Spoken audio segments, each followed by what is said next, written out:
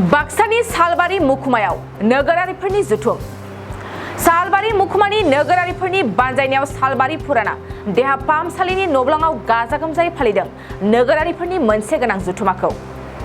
बे हाबाफारियावनो गाहाय आलासि महरै बाहागो लादों मिरु इउपिपिएलनि गाहाय नेहाथारि राजु नार्जारिया, सालबारि जिल्ला इउपिपिएलनि इनचार्ज सबना नार्जारिजों लोगोसे टिसिएलसिसिनि बिनोद मुसाहारि, सालबारि जिल्ला कमिटि इउपिपिएलनि आफादगिरि बिखन गयारी, नेहाथारि सुरेश सरकार आरो दोलोनि गोबां मावथिफ्राबो मेलाव बाहागो लादोंमोन। बे समाव मिरु इउपिपिएलनि गाहाय नेहाथारि राजु नार्जारिया खौरां बिजोंनि सिगाङाव मा बुंदों फै मिथिना लानि। बरपेटा र'डनिफ्राय अनजय बसुमतारिनि खौरां। नागरिक सभा दिनै लानाय जादों, जोङो लादों बेयाव रायजोफ्रा बेहाय लादों जे जोंनि बिटिआरआवहाय 15था एसेम्बलि समस्ति जाबाय। आगोलाव 12थाल' दंमोन, 15था जानायखाय रायजोफ्रा जोबोद गोजोननाय मोन्दों। आगोलाव नैबे गबर्धना समस्ति हिसाबै ओंखारदों, दा अबस्से बे नामखौ सोलायनो थाखाय जों दाबि दैखांदों। बे समस्तिया सरभग आरो भबानिपुर बे मोननै एमएलए समस्तिनि सिङावमोन। बै समस्तिनि एमएलएफ्रा नैबे ओनसोलफोरखौहाय बिमा गदायनि नोजोरजों नायदोंमोन, जोंनि जौगानायनि जे हाबाफारि बेयाव लायाखैमोन, लानोबो हायाखैमोन बिथांमोना। मानो होनोबा बे ओनसोलनि डिसि, एसडिअ, बिडिअ बे एमएलएफोरजों कपारेट खालामनो हायाखैमोन, मानो होनबा बिथांमोना गुबुन जिल्लानिफ्राय आरो नैबे ओनसोलफ्रा गुबुन जिल्लायाव।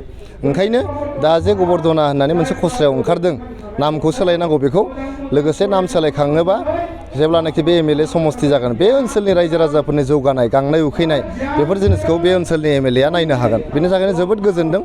आरो जोंहा मोनसे डिमान्ड दङ जे क'क्राझार लकसभा समस्ति जालांबाय, दा उदालगुरि लकसभा समस्ति जोङो डिमान्ड होदों। जेरैखि जाया जानांगौ बियो, जों मिथिया माब्रै खालामो, खिन्थु उदालगुरि होननाय मोनसे लकसभा समस्ति जाथारनांगौ। जोंनि बे डिमान्डआव जोंनि जे हेंथा हान्जा बिपिएफ दोलो बिथांमोनखौबो मदद होनो थाखाय जों खावलायहरदों। खोब गोजोननाय मोन्दों सालबारि साब डिभिजननि बायदि बायदि दलाव थानाय, बायदि बायदि हान्जायाव थानाय, बायदि बायदि आफादाव थानाय गासै रायजोफोरा बावहाय बाहागो लाफैनानै जे गोदानै जे सालबारि साब डिभिजनाव बरपेटा, सरभग आरो भबानिपुर बे मोनथाम समस्तिखौ लानानै गोदान मोनसे समस्ति जानो थांगासिनो दङ। गासै बिटिआर ओनसोलाव 15था एसेम्बलि समस्तिनि गेजेराव नै सालबारि साब डिभिजनावबो मोनसे समस्ति जानो थांगासिनो दङ गोदानै। दा बेखौ खोनानानै जि द्राफ्टआव नुदों इलेक्सन कमिसननि द्राफ्टआव, जे बेखौ नुनानै जोंनि सालबारि साब डिभिजननि गासै जाथि जनगोष्ठी, गासै हारि माहारिनि माने सानसुमैफोरा खोब गोजोननाय मोन्दों आरो बेखौ लानानैनो बेवहाय जि सालबारियाव सावरायनाय जुथुम खुंदों, बेवहाय बयबो बाहागो लादों आरो बयबो रायजोफोरा बेवहाय बाहागो लानानै गोजोननायखौ मोन्दों। बेखौ आङो माने मिथिदों।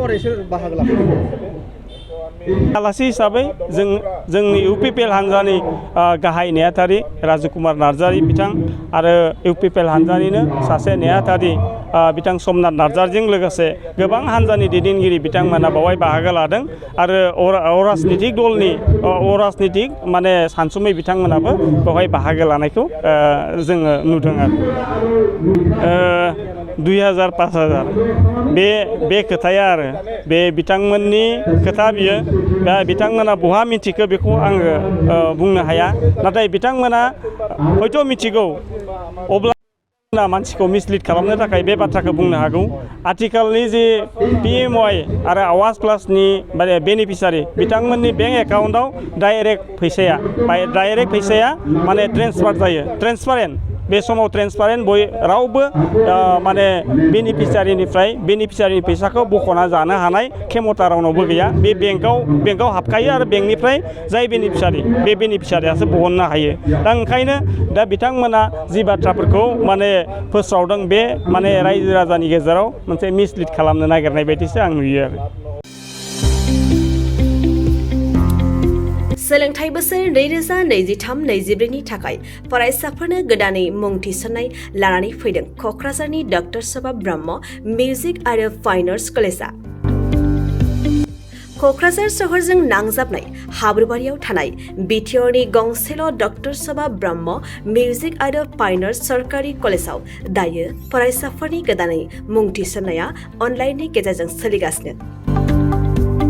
फरायसाफोरा क'क्राझार मिउजिक एन्ड फाइन आर्ट्स.in वेबसाइटआव थांनानै मुंखौ थिसननो हागोन।